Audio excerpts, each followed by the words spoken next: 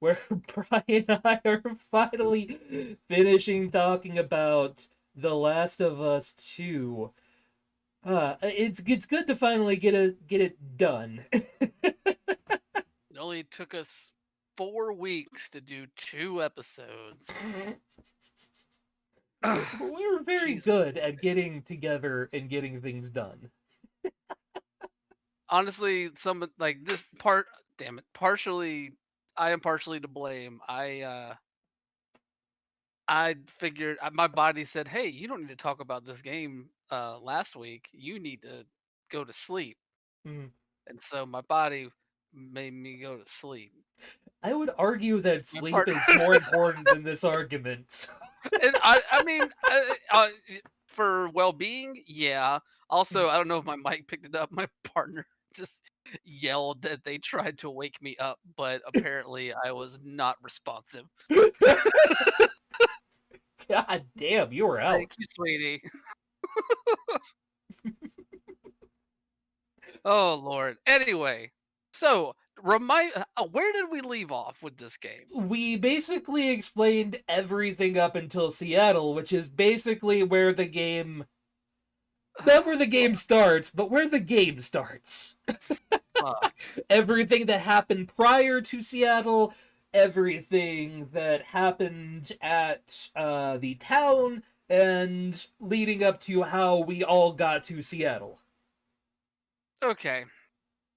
So I guess you just want to pick it up with like the most interesting part of the game, which was the pseudo open world stuff. Yeah, like, and this is what's in the video I'm now playing. Thank you, MK Ice and Fire. I'm sure you hopefully don't care that three people are watching us talk over your video of your gameplay. If there are problems, please let me know. But we're a tiny, tiny stream. Anywho,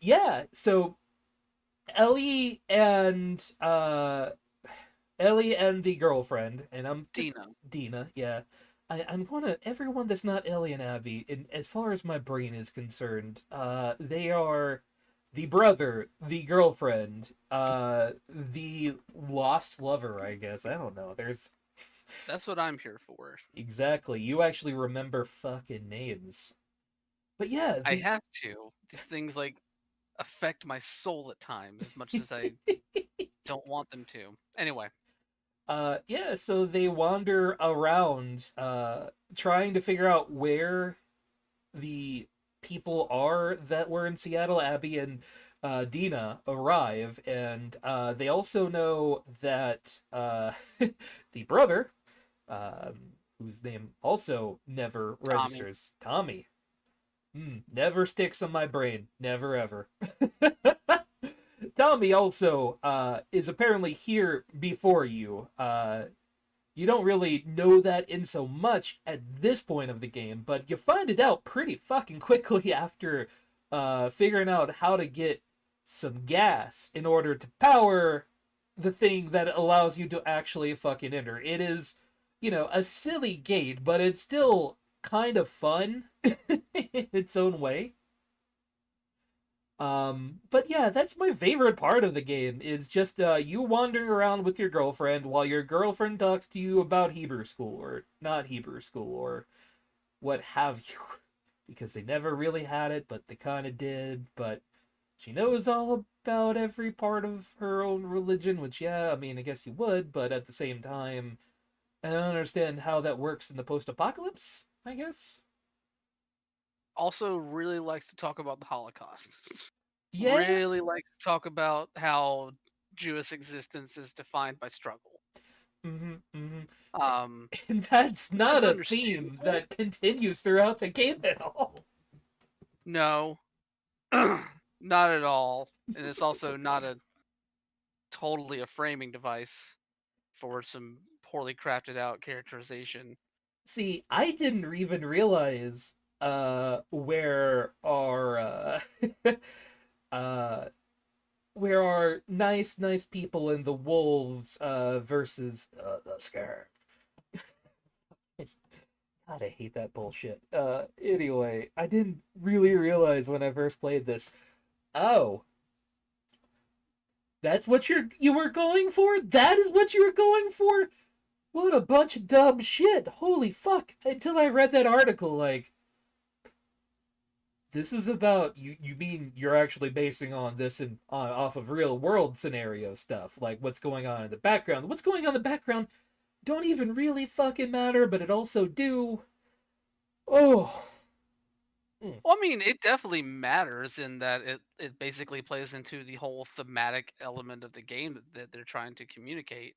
You know, like Yeah. I'll drop the article in the chat here for anybody that wants to check it out. But we're referencing an article from Vice Games by oh god, I lost the name for a second there. Emmanuel Myberg. Mm. Um, basically talking about the connection to the Israeli-Palestinian conflict that is present in this game. Because Neil Druckmann, director and co-writer of the game, grew up in the West Bank for a time in his life and looked back to that experience and the emotions that he pulled from it to inform a lot of the basically to inform the creation of the Seraphites and the Wolves and their constant um, violent cycle of violence. It's so much That worse knowing that too. It's so much Yeah, it worse. is. Yeah, it is because one community is extremely detailed and developed, and you get to know them, and the other Mm. one are simply just referred to as religious zealots.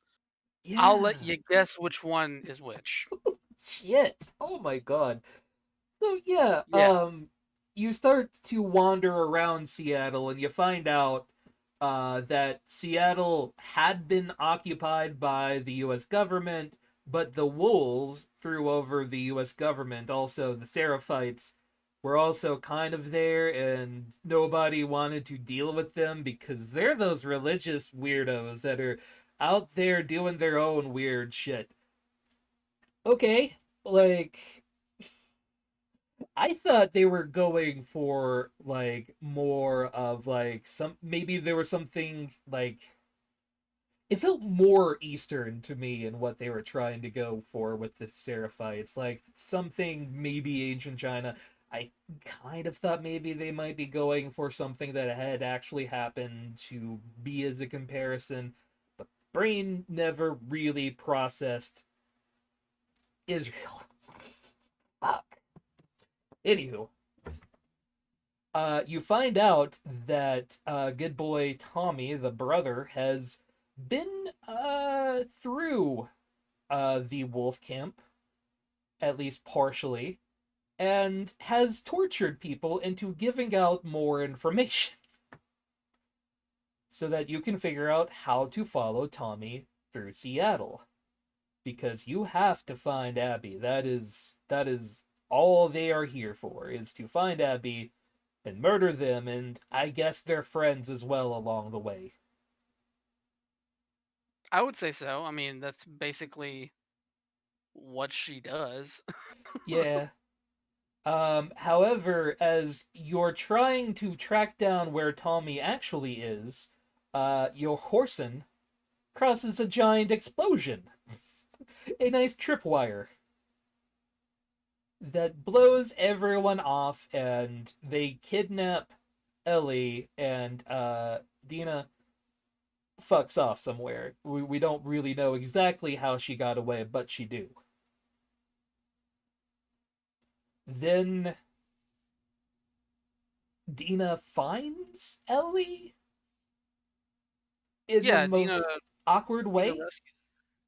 Yeah, I mean, she ends up like the glass gets shot out from under her. Yeah, she just like Yeah, crashes through and is enough of a distraction so that Ellie can get rid of her binds so that she can take out the guy that has her kidnapped. The guy who has her kidnapped didn't really want to kill her so much, was kind of arguing, or was it the other guy in the room? Because there was that two was of the them. other guy because the guy that has her is one of the people that was at that went to um fuck, Jackson. Mhm. One of the people that was in the party at Jackson. Yeah, I'm going to argue that he was right to want to murder Ellie. Who's holy as this progresses, Ellie is not a happy person. Hmm. Okay, so Dina helps Ellie in her own special way escape from the wolves, and then we go through corpse tunnel where Ellie gets bit by one of the dead, but of course she's immune, but nobody else knows because she Hmm. doesn't have to wear the helmet to get through the spore area. And just Dina is freaking out. Hey, why do you not have to wear a helmet? Aren't you going to turn into one of the mushroom peoples? No, no, we're good. I don't know why this is such a frightening revelation to Dina.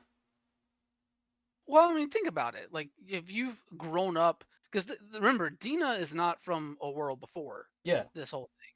Dina's entire existence has been in this post-apocalyptic world where the only thing that is for sure is that if you are exposed to spores, that's it. You are done.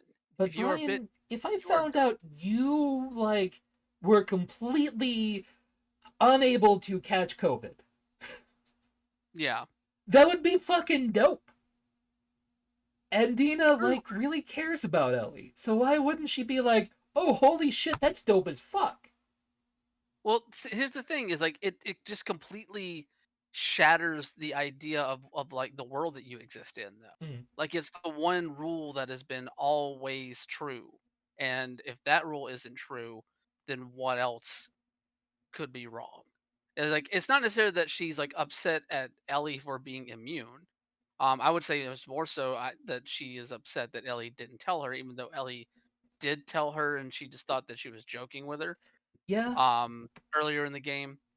But it's more so that like I think it's just a general shock of it because like she's going from one instant thinking that they're probably both gonna die because she's trying to offer Ellie her gas mask, mm, um and which would doom her. mm, But then she finds this out, and it's just like a complete 180 from everything that she has believed about the world in a way, at least one aspect of it. So I could definitely see the shock and like the frustration and just running the gamut of emotions in that one moment. mm. Um, and of course, this is where we also get the reveal that Dina's pregnant, Ugh. um, which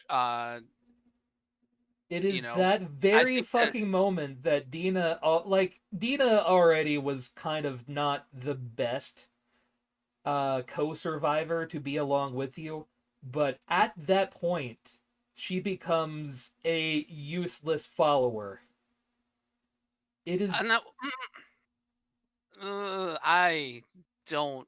I mean, in terms of what the game tells you, in terms yes, of what the game like tells you. Yes, that is yes, the game directly makes it so that Ellie is looking at Dina as if she is some horrible thing that she has to put up with and save the damsel in distress. which is And complete bullshit because Dina is a fucking badass. yeah, Dina so far in the game had been awful, and suddenly she's a crux, like or she is your burden to carry through the rest of the game. And it's like, what the fuck? Why? I get like she's much sicker than a person who is pregnant usually is. Um, it's some real bullshit writing though. Just I it's know it incredibly, happens. it's incredibly frustrating. Because like, look, like yeah, morning sickness is a thing. Like pregnancy affects the body different for different people, but at the same time, it doesn't make you completely fucking useless. And that's really the attitude that it gives off is that now that she is like an expecting mother, like that there's like some like a different value that's put on her in a way, and it's a value that makes her know where like not anything of use the rest of the actual mission to Ellie at least. And it's frustrating because like honestly, what does that tell you about how this game views its characters in a lot Mm. of ways? Yeah, this Like game it's has a really weird fixation on save the children or save the mothers. well, yeah, that, but also like just looking at its characters as tools. Like Mm. Ellie sees her as now that she's revealed that she's pregnant, sees Dina as a hindrance and something that can't be used in this mission. When like honestly, I think the way that their relationship to that point hadn't really felt like that. Mm. But for some reason, it just kind of it reduces Dina to just being like um, it reduces Dina's role previously whenever she was actually, you know, helping you like murk people, um, to being just a tool to accomplish this mission.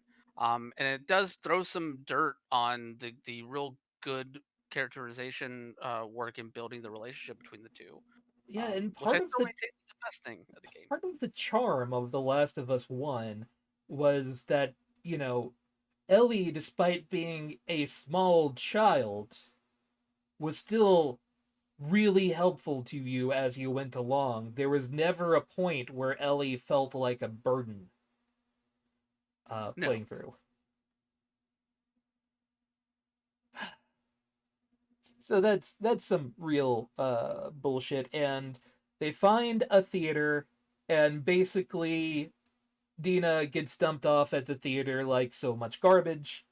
And I gotta tell you, the next roughly a third of the game, uh, a lot of what Ellie does at this point, up until something actually happens, kind of feel like it don't matter. Like I understand that they are definitely setting up the world that you are in and telling you, hey, here are the wolves. This is what the wolves like, and also there's some seraphites. Aren't they weird and scary and elusive creatures that hunt?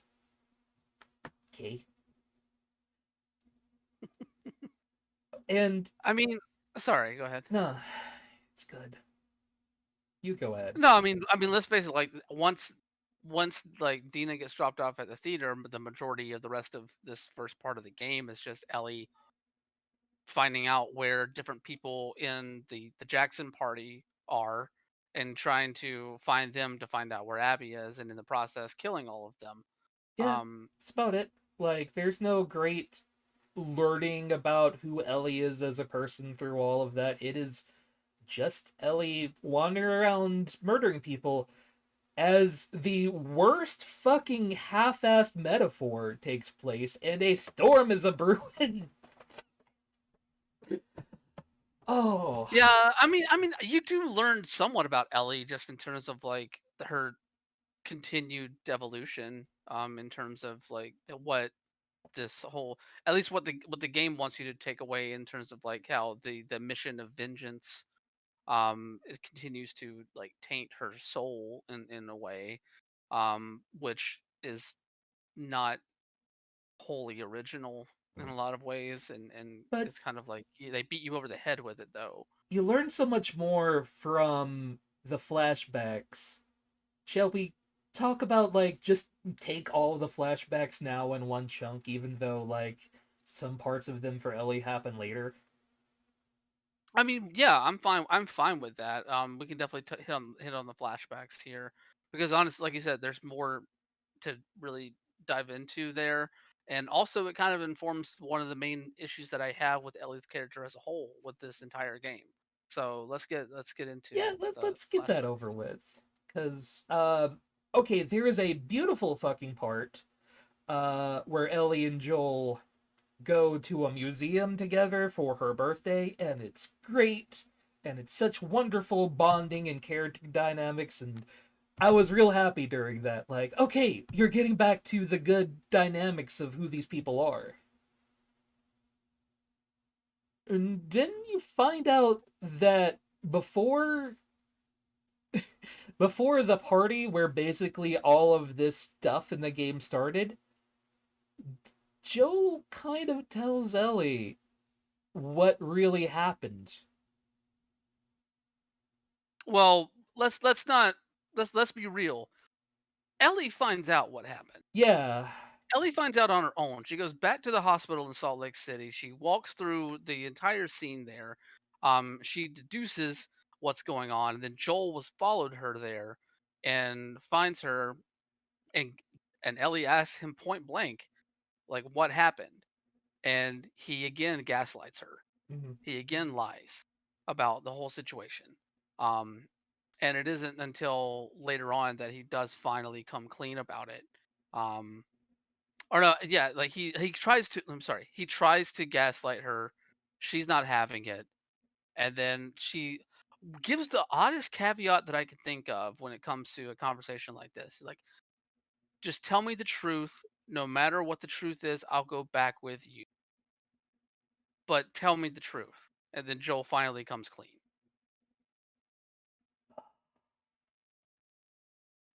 And It's just such an odd caveat to put on something like that. Sorry, I didn't mean to cut you off.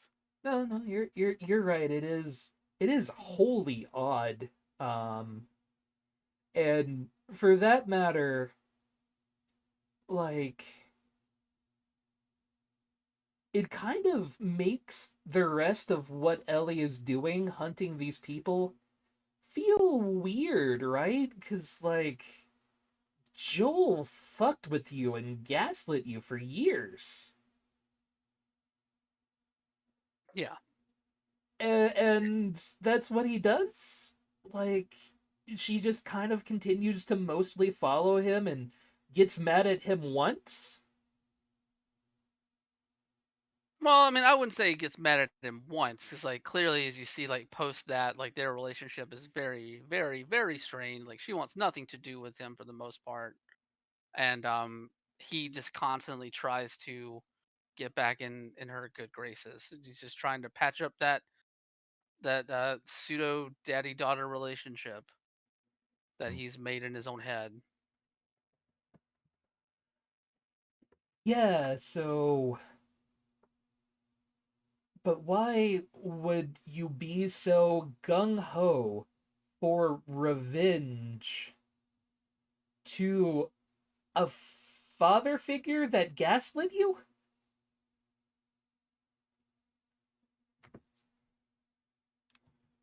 Who knows?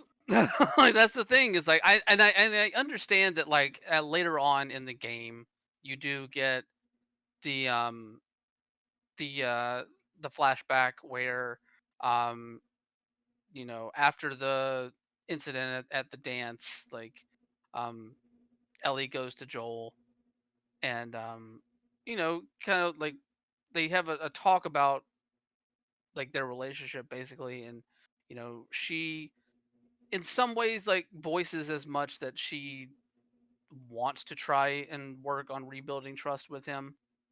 Mm. Work wants to work to try and forgive him for what he's done, but she isn't all the way there yet. And I would argue, like, if to me, it just didn't feel like she was there enough there to really want to take on the tasks that she takes on in this game. Like the motivation doesn't match the action No, not at to all. me. Yeah. Like, and oof. As the storm continues to brew, she accidentally is upon Dina's old boyfriend, Jesse. Jesse, yes. Just happens to also have decided to come chase after you. So you, chasing after Tommy, is being chased after by Jesse. It's just so many coincidences. I know, right? Such a weird fucking world. And you get together with him, and he's like, yeah, whatever that explosion over there, that must have been Tommy. We gotta go find Tommy. And Ellie's like, we don't know if that explosion is Tommy or not. We gotta go find Abby. And it's very clear to both Tommy and the audience what she's doing. She just wants to go fucking kill Abby. For reasons. With nobody else's help, just goes off on her own. And I tried to go follow where Jesse walks off to. Game don't let you. Yeah. And you wander through Seattle, this crumbling Seattle, as the waves build, and you have to go through Seraphite lands, and they're mean to you, and all this to get to an old aquarium that is falling apart. Well, to see, real quick, I do want to touch on that first Seraphite encounter because, Mhm. like, as frustrating as it was for me to to get through, just because of the playing the game in and of itself, um, that was actually a really cool encounter to me. Yeah, Like, it's like, just like the actual playing of the game. not worrying at all about the implication. Yeah, Um, this game has a lot of fucking great scenes where, like, yeah, the initial Seraphite ambush where you're wandering through their territory, and these are vicious hunters, and it's like, god damn, these people are spooky as shit. yeah, And that was a fun gameplay moment. But after realizing, based on that article, the implication. yeah. But I mean, this is before you really get the full. I mean, Yeah. you've been like kind of like shown here and there pieces of like that characterization. But up until then, like, you don't know these are the Seraphites. You just know that these are like some very effective and somewhat um, creepy individuals that use completely different tactics from anybody you've run into so far in the game. Yeah, they And basically use Ellie's tactics against Ellie, the hiding and the hunting of people, that how Ellie functions yeah, as a character. So they're like Ellie's, almost like it feels like they're Ellie's shadow, right? Like, these are the people that also hunt and use your own tricks against you. And it's fun. It's a whole lot of fun, and why I really like the game. But still, fuck it. no, no, And then Ellie falls into the water, and the water is bashing her back and forth, and she barely makes it to the aquarium because the storm's a brewing. And you wander through this aquarium and find a few bits of things and pieces. The aquarium itself is mostly a safe space. You kill a dog, which put a pin in that. yeah, And then you find a man and the woman, and at this point, the only thing you know is they're part of the Jackson ensemble. And after Ellie murders the woman, she then finds out that that woman is pregnant. And and now it's the she feels first time. remorse. Yeah, it's the first time. The first time she feels remorse is whenever she finds out that fucking Mel, who she just knifed in the throat, was pregnant. Yeah, not Once all again, of these other people that begged for their lives, that were trying to, in some cases, help people. yeah, I mean, she kills a doctor. Yeah, Like, she kills the doctor, and almost all the people that she killed, that she in the from the Jackson party that she kills, like, remind her that, like, hey, we didn't have to leave you alive, but we did. yeah, like you didn't even have to kill the doctor. There was no point in killing the doctor. You just did it because you're a cold, hard killer now? Apparently so. And Jesse and Tommy wander in just in the nick of time, boy. Just right here, right now. to pull out the crying Ellie, and they all reconvene back at the theater. And And of then course, you sorry, go ahead. no, go ahead. I was gonna say, and of course, this is whenever, you know, Abby shows up at the theater. Yeah, this is a real like point where the game throws a curveball, and I think it could have been a positive curveball. And I do like the dynamics of how Abby and Ellie work counter to each other, but not how the story makes them work counter each other. So Abby You know, finally finds you, yeah? I don't know. I'll get more into this with when we get to the Abby stuff because I think I like the Abby story more than you maybe, but no, like you get there, um, Abby shows up, shoots Jesse in the face. So another character of color is dead, Mm, and yeah, and Abby once again like reminds you that like, hey, we could have killed you in Jackson, mm. but but we didn't, and we let you live, and you wasted it. What did they like expect leaving Ellie alive though? Like she clearly wanted to kill you there and then. But yeah, this is the sudden point where Abby may or may not kill Ellie, and then back to the first day again before the storm to play as Abby suddenly. And I love the dynamic. I love that Abby has the same tool set that Ellie has, but uses it entirely differently. Suddenly, it's more of a run and gun game rather than stealth survival. Yeah, and oddly enough, she also like her has tools that are reminiscent of Joel Oh yeah, as yeah. well. Her Like, gameplay like feels half like Joel, half like Call of Duty. Not that I'm complaining. So Abby lives uh in the old dome.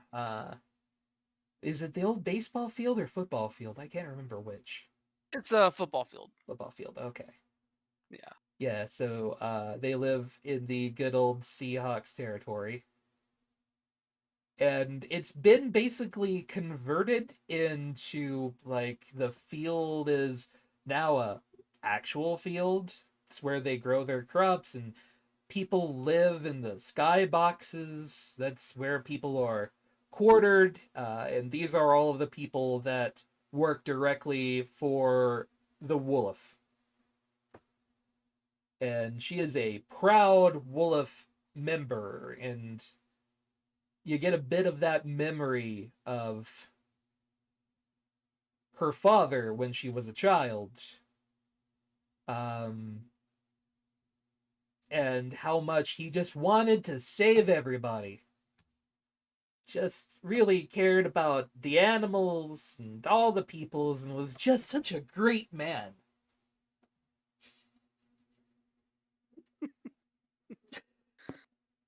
I mean, to be fair, like he does seem like a better dad than Joel.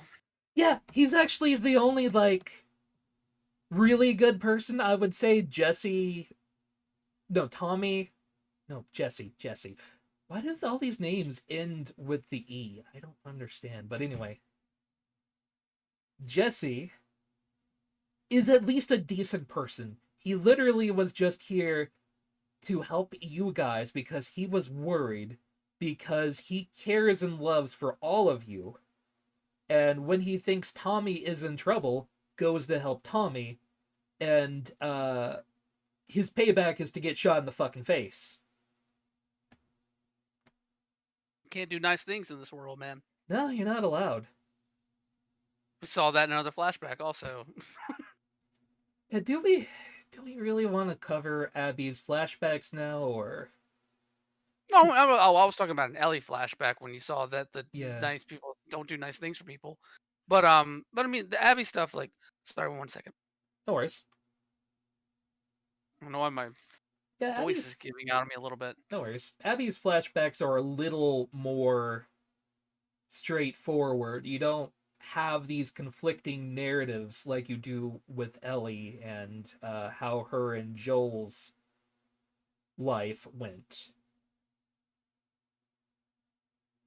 No, 'Cause- because like mainly the flashbacks are to whenever she's interacting with her dad around the situation with Ellie. Like mm, I think the the most striking one really is whenever um you have her dad and God, I can't remember the the Firefly leader from the last game um talking about like whether to operate on Ellie or not and whether to do it.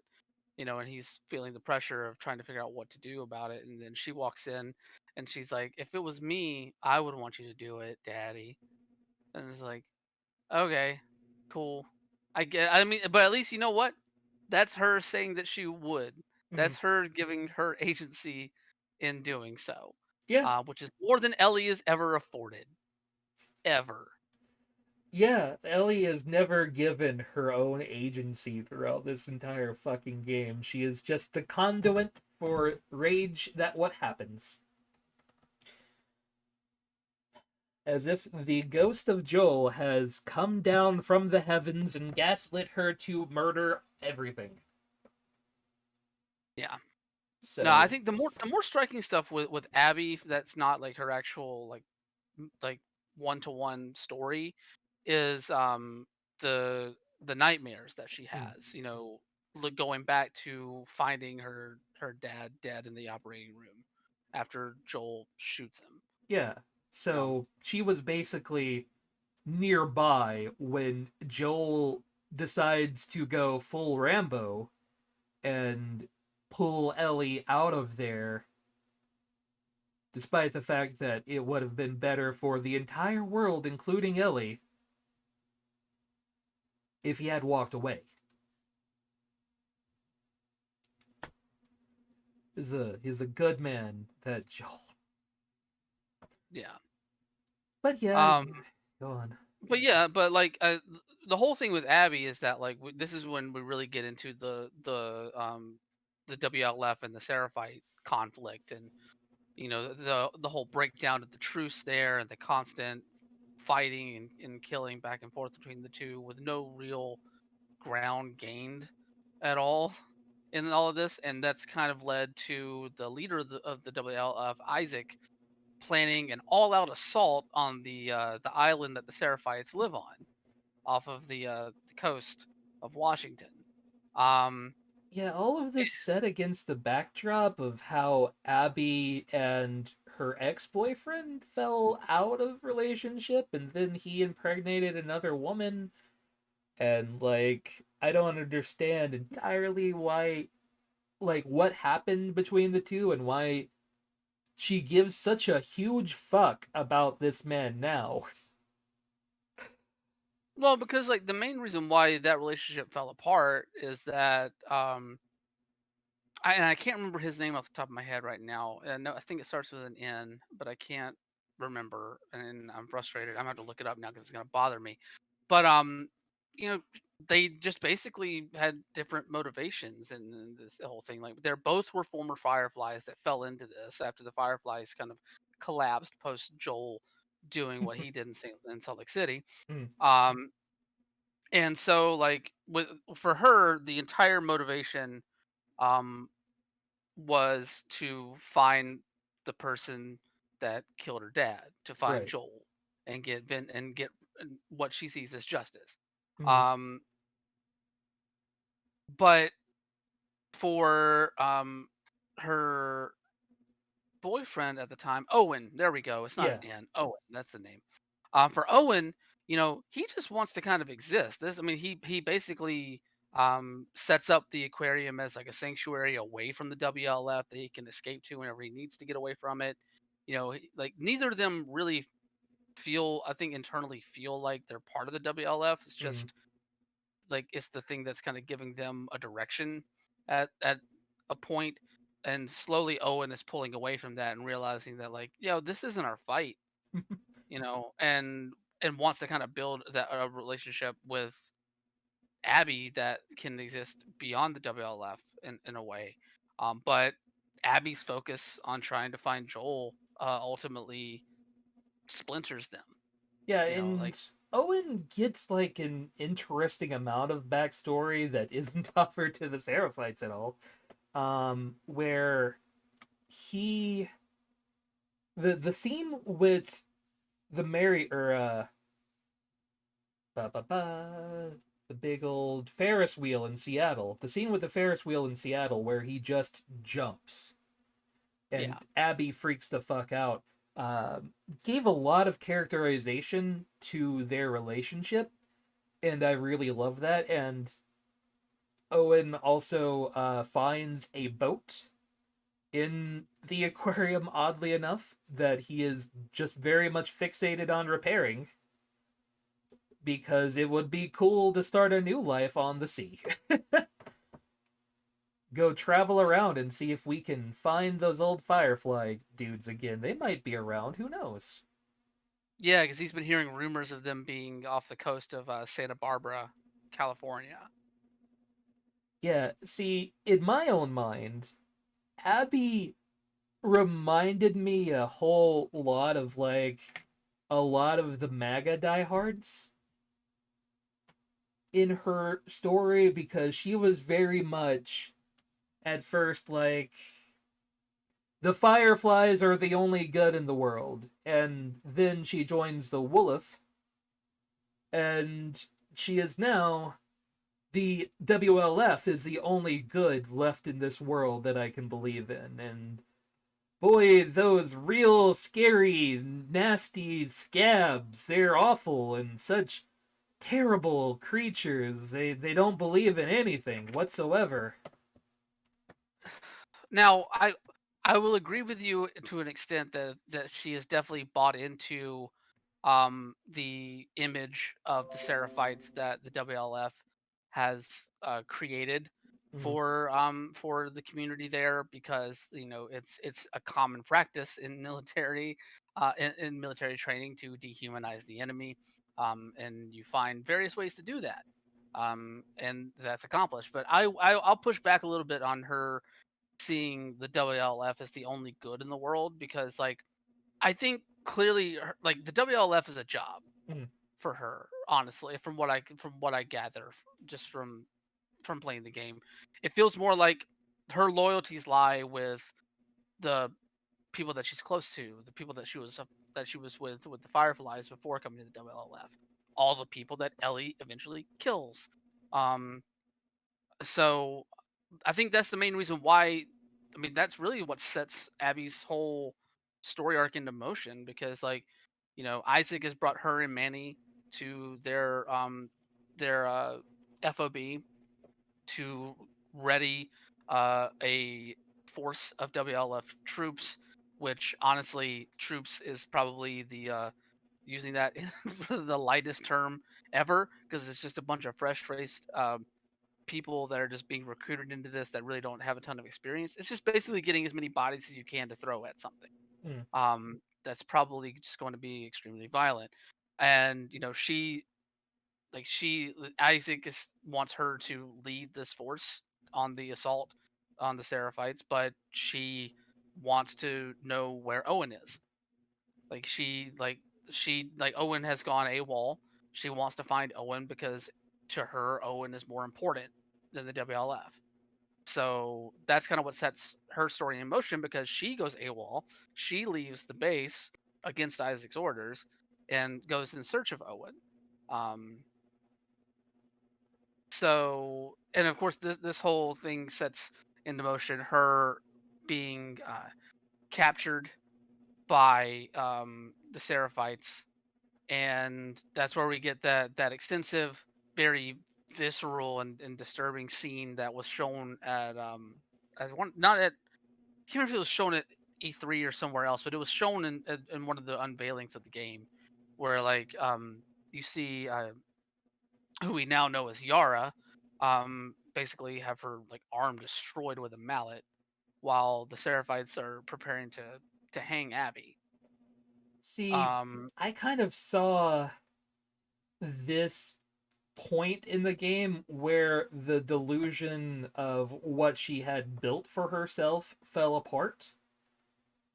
The world that she had always seen for how glorious the WLF could be. It could be the new Fireflies if we only try. yeah, That was kind of where I saw this at that point. That this was where reality smacked her in the fucking face, as she is about to be hung. yeah. Honestly, I think that that moment does happen for her, but I think it's whenever Isaac tells her the plan Mhm. to like to basically invade the Seraphite Island, Yeah. because like she immediately recognizes like this is a stupid idea. This is a terrible idea. Oh yeah. Like this is just gonna end up this is just gonna end up in a whole bunch of people dying. And I think that's if there is a moment where like she does have that connection and it dissolves, I think it's there. Mhm. But yeah, like I could definitely I could see that reading. I could definitely see that reading. Yeah, and these children basically save her life because they've already been marked for death anyway by their own people. This is about the only way they're going to get out at this point. The young boy, Lev. Lev, is very insistent upon his religion and their practices, and his older sister really just wants to save him. That is her entire reason to be at this point in the game. And there's a lot of real interesting fights in this part too. A whole lot of waves of enemies come along at various points. That was cool as hell. That was just fun. I mean, it establishes Lev as a complete badass True. Also as very true. well. That kid might be the most hard ass of anybody in this entire game. Yeah. He's also got the maddest of ups, and real respect for that.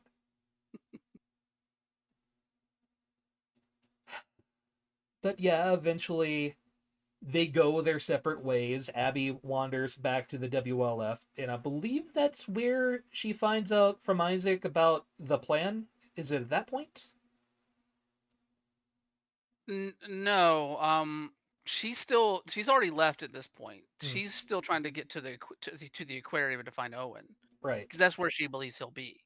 But she ends up, I think the next day, like she comes back and she sees that the Seraphites are like around the trailer where she left Yara and Lev the right. previous night, and and it kicks in like, okay, they won't stand a chance. Like I need to do something. Hmm, So she goes back. She rescues them and brings them with her to the aquarium. right. Um, yeah, and it's at this point that we realized like that they meet Mel and Owen there. We get more of that tension between Mel and Abby, Hmm, and like Owen basically reveals that he's going to sail to Santa Barbara. Like he's the plan is there. It's done. He's hmm. done with the WLF. And who Um, can fucking blame him at this point? yeah, and like Mel seems to be on the fence about it, and but like this also is kind of a rekindling, at least like for one night, the relationship between Owen and Abby in a Yeah, way. Um, but anyway, all that kind of leads to the fact that Yara's arm is not repairable. can I It needs to be amputated. can I back up just a little bit? Yeah, Did definitely. the Yeah. boat scene weird you out just a little how sudden it happened? I can understand how it happened, and I'm not saying this is bad writing. It just was very jarring. Suddenly, there is titty in my face. Like, what? Did um, I didn't think it was shocking and like in terms. I mean, shocking isn't the right word. It didn't surprise me in the way because like I think that both of these characters, both Owen and Abby, still have a lot of feelings and emotions towards one another. mm, Um, and you know, granted, like now that Abby's motivation for finding Joel is gone, like I could definitely see Owen being like, okay, that's gone. We could still like maybe there's still something there, you know. And I'm sure like Abby is like she went AWOL from the WLF to find Owen. mm. Like clearly he matters to her in some form. I And you know, think sometimes like emotions can get charged and leads to that sort of stuff. Like it didn't really surprise me at all. I think I'm too used to video games playing the safe and careful route like Cyberpunk 2077 did, and you get some nice cinematic angles. No, they fucked hard. They just that was not sex. That was hard fucking. That boat was a rockin'.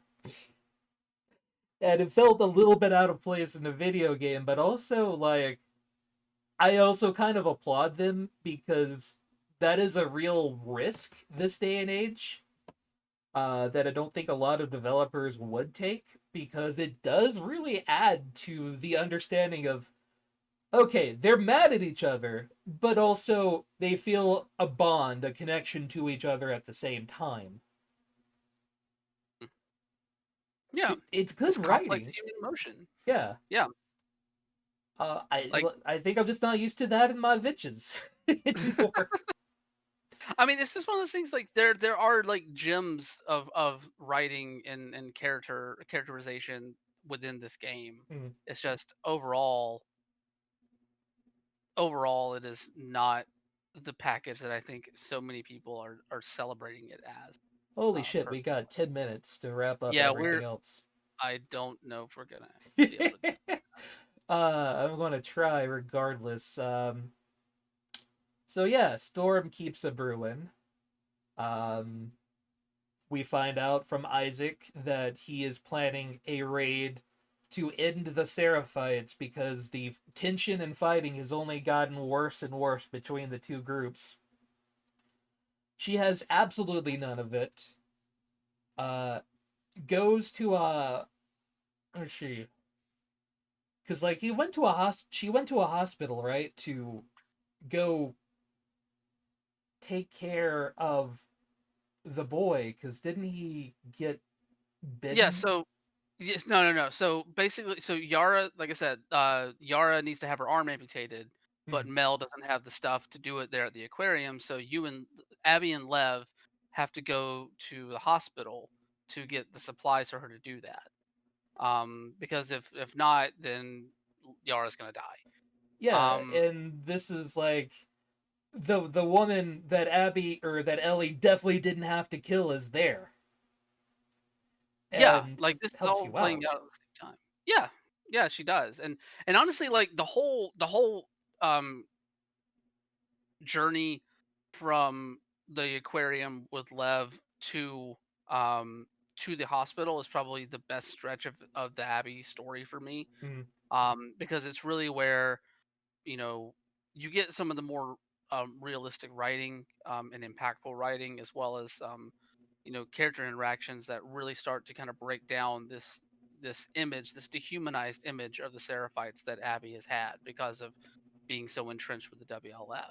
Right. You have Lev talking to her about their religion, about how the basis in love and compassion that is being manipulated and exploited by the leaders of the Seraphites. Now that the woman who founded it was killed, the glorification of martyrdom that has happened, and also the very staunch anti LGBTQ views that the Seraphites have, because at this point, like this is where you start to really learn and and understand that Lev is trans, Yeah. and that the main reason why he was marked for death by the Seraphites was because of of his transness.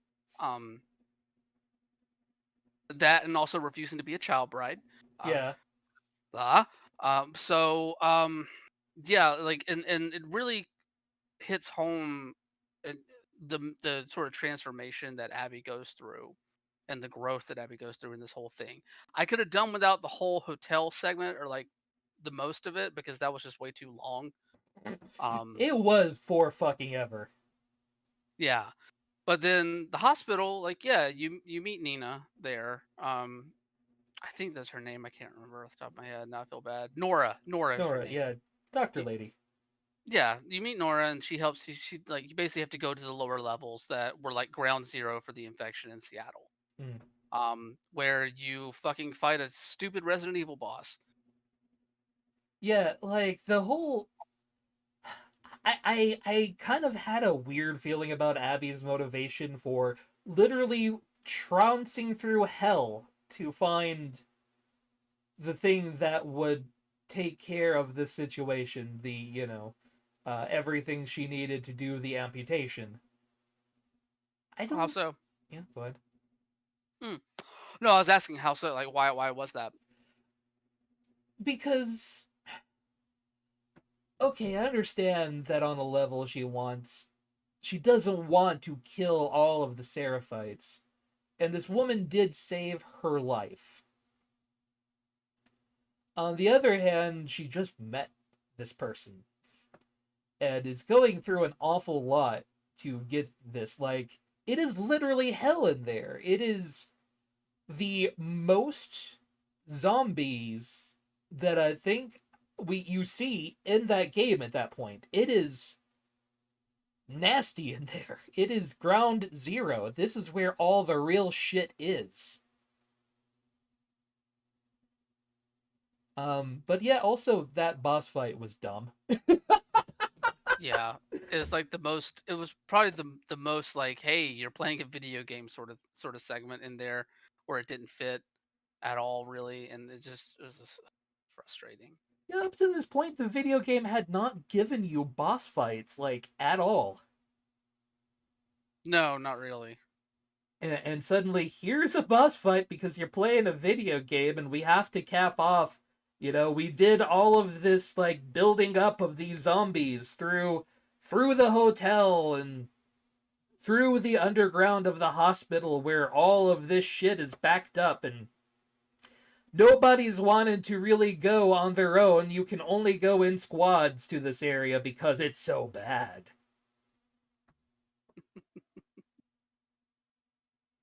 So yeah, you get the sutures, you get the turning the all of the nice little things to actually do an amputation with, and then you escape. It's not an Yep. easy escape, and now all of the people in the WLF basically know that Abby is a traitor to their cause because she's gone in and basically harangued her way to get all of this stuff. Like they kind of thought something was going on weird when she said when she got to the hospital, "No, I'm on assignment from Isaac." So now she's been marked for death, and Lev is also marked for death. And I guess that's where we have to leave off at this point because we've got 2 minutes before. It's all right. There's just a lot to unpack with this game, and honestly, like I think what's left, we can definitely get through in another hour. In another hour. Yeah, I had my doubts we could do this in 1 hour. I thought maybe if we kind of pace through it real quick, but there's a lot of weird gristle, not in the parts of the game. Like, I think me and you both are like, oh, these parts of the game that are fun are real fun, and the story's great at these parts. Cool. And then there's the weird shit.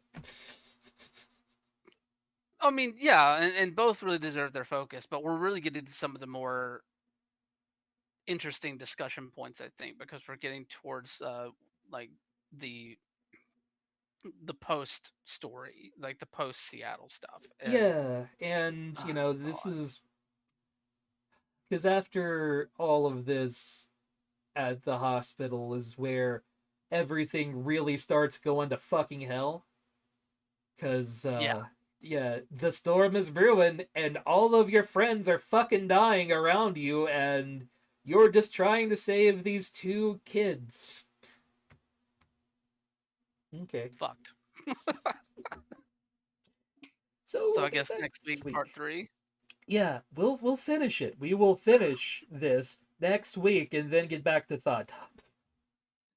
Thanks, Coop, Yeah, for joining us and all of the listeners. I see you there in the numbers, and thanks everyone for listening, and of course everyone who watches on YouTube. And I guess kind of thanks to they don't know that they're helping, but MK Ice and Fire. Yeah. Oh, hey Graves. Hope you're doing all right. So yeah, we'll finish this next week, with some of the real weird stuff that happens because yeah, this is the last part of the game I really enjoyed. Then it became yeah, really weird and awkward for about the next 5 hours for me. yeah. All We'll right. get there. Yeah, next week. Take care, everybody. Bye.